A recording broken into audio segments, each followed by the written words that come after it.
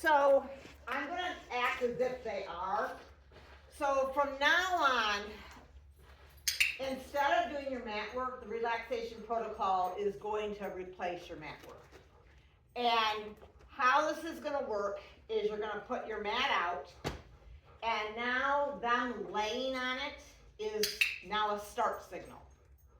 So when they come over and lay on the mat, that's your signal that you are now allowed to do the first task. If at any time they get up, get off the mat, that's basically a stop signal. So you immediately stop what you're doing and you come back to your position relative to the mat. And I'm usually, I don't know, a foot, 18 inches from it. So this is my start position. So in order to get any sort of reinforcement, they must complete a task or a part of a task to get anything now. Just coming over and laying down is not, they shouldn't be reinforced for that anymore. I don't know if your dogs are ready for that, but if they were, that's kind of the rule structure on that. So the relaxation protocol, it's the last handout in the packet you got the first night. It's a 15-day protocol, meaning it is made up of 15 days. It is actually a lifelong protocol. So you're gonna start in the most boring spot in your house that you can find, away from windows and anything that might be distraction. And you're gonna go through the 15 days, and then when you're done with those 15 days, you're gonna move then the mat to a little less boring spot in the house, and you're gonna do those 15 days over again. And then when you're done with those 15 days, you're gonna go to a little less boring spot and do those 15 days over again until you've probably done this for 6 or 8 months. And then there's a second tier, several second tiers, depending upon what issues your dog is having. But this first tier foundational one needs to be very strong before you start going into the second tiers that are actually dealing with very specific triggers. So each day is made up of tasks. Each task builds off the task before. So you're not going to make up tasks, you're not going to skip tasks. So as you're going through this, you have to do it the way Dr. Overall wrote it.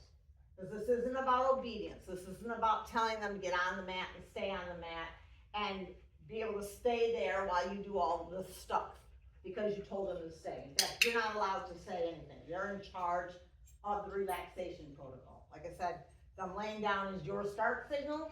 Them getting up is your stop signal. So they're complete control of this. Your job is basically to go through the task and reinforce them when they do that task.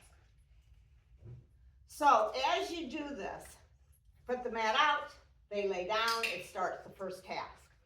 On the movement task, it may say take a step back or take a step to the right or take 3 steps to the left or whatever. When you do it, there's no duration to those tasks. So when it says take a step back, immediately come forward. Everybody wants to linger. It's got to be human nature. They want to take a step back and they stand there. Well, there's nothing that says take a step back and wait 5 seconds. It just says take a step back and return. So you're just going to take a step back, come forward, and as long as they remain laying down, you're going to reinforce them. Then if they are successful with that task, then you're going to move on to the next task. Is reinforcement a click? No, and you don't, in fact, you don't have to use a click for this. Okay. In fact, you're really not, no click, you don't really say anything to them. You just come back and drop a treat on the mat or give it to them. If they fail a task more than twice, meaning if you go to do something and they get up or they kind of swivel around, immediately stop what you're doing, come back to your starting point, wait for them to lay back down, that starts you again, and then if they fail again, then you need to break that task down. So one of the tasks is walk 20 steps to the entrance. And let's say that you can only get 5 steps away from your dog before they get up and follow you. And they do that twice. It's like, okay, obviously we're not gonna get 20 steps away from this dog today. So what I'm gonna do is I'm gonna break this task down. My goal is, can I get 10 steps away from the dog today? And instead of going, okay, I'm gonna do 1 step and come back and reinforce, I'm gonna do 2 steps and come back and reinforce, each one of those gets harder and harder, and the dog knows it's getting harder and harder. So what you're gonna do is you're gonna bounce around that 10-step goal. So you know the dog is getting up at 5 steps. So you're gonna keep them successful, so you're gonna walk away, maybe 2 steps, come back and reinforce them. And then maybe only walk away 1 step, come back and reinforce them. Then you're gonna walk away 5 steps and come back and reinforce them, and then 2 steps, and then maybe 6 steps, and then 7 steps, and 3 steps, and 4 steps, and 8 steps, and 5 steps. So what you're doing is, first you're being unpredictable. The dog doesn't know how far you're going. They're not going, oh, each time they're going to go further and further. And you're interspersing really easy ones with the more difficult ones. So you're keeping your dog successful, as opposed to you just making it hard each time you walk away. And once you can routinely walk 10 steps away and they're not having problems, then you might wanna up it to maybe 15 steps. So there are gonna be days where you are not gonna get through all the tasks in one day because your dog is gonna have a problem. And that's fine. It may take you weeks or months to get through the first 15 days. That's normal. But what we don't want you to do is we don't want you skipping tasks going, oh, the dog will never be able to lay on this mat while I go and ring the doorbell. Well, the point is to get them comfortable with that and desensitize them to that. That's the whole point of this relaxation protocol, that they can remain comfortable on their mat while the tasks literally get weirder and weirder as you go through the 15 days. And so you're literally running around, clapping your hands, talking to people who aren't there, ringing doorbells, and the dog is just laying there going, that's just this weird thing that they do.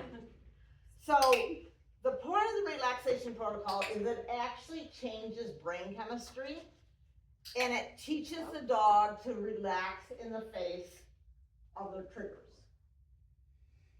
So you need to, like I said, you need to work them through this. So that being said, if you can get through all the tasks in a day, meaning for like day 1, great. You are done with day 1 for that round. You will go on to day 2. If you get through all those tasks, then you're done with day 2 for that round. You go on to day 3.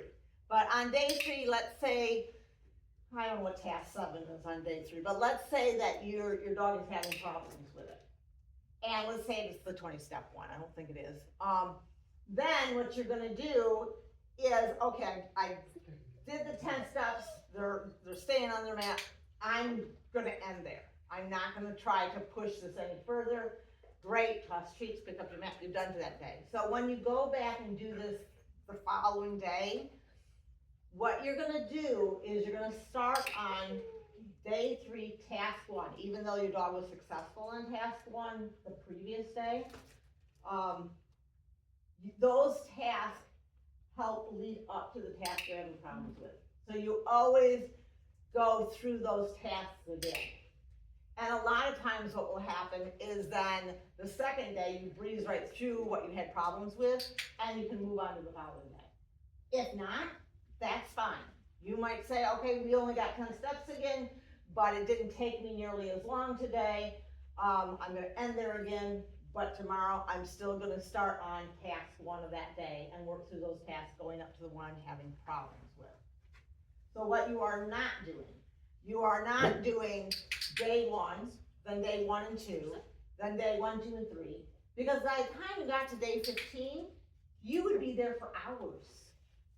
So, and it should only take you 15, 20 minutes to do a set of tasks, especially if your dog is ticking right along and you're not having any problems with it. So yeah, it shouldn't take a big chunk of your time. So if your dog gets up and walks away, because a lot of times if they're having problems with a task, they will get up and they will wander off. And a lot of people will interpret that as the dog is, well, they're not interested or they're bored with it. What they're doing is they're actually having problems.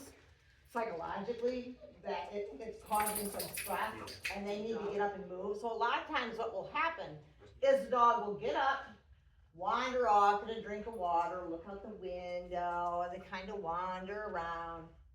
Just wake them out. Do not call them back over. Get back in your starting position and wait. I have never had a dog not return. I have had a dog take 20 minutes. He actually went and lay down and took a 20-minute nap. But when he came back, he was like, all right, I'm ready to start this. And he then did fine with that task. He just needed to process it. And he also needed to know I wasn't gonna put the pressure on him if he said, which is fine. But also it's okay if your dog gets up and wanders off and they're like, come on, Buzz, I got things I gotta do. If you're going, okay, it's been 2-3 minutes and he has left the room, I don't even know where he's at, he went out the doggy door or something, it's okay to just pick up your mat and be done with the day. Because sometimes if they do come back, they can't even do as well because now they're kind of over threshold and that they're having problems. So don't try to push it if they're having problems. If they're like getting up and leaving and you say, okay, we're just gonna pick up the mat and be done. You're obviously having problems with this. Let me think if I forgot anything.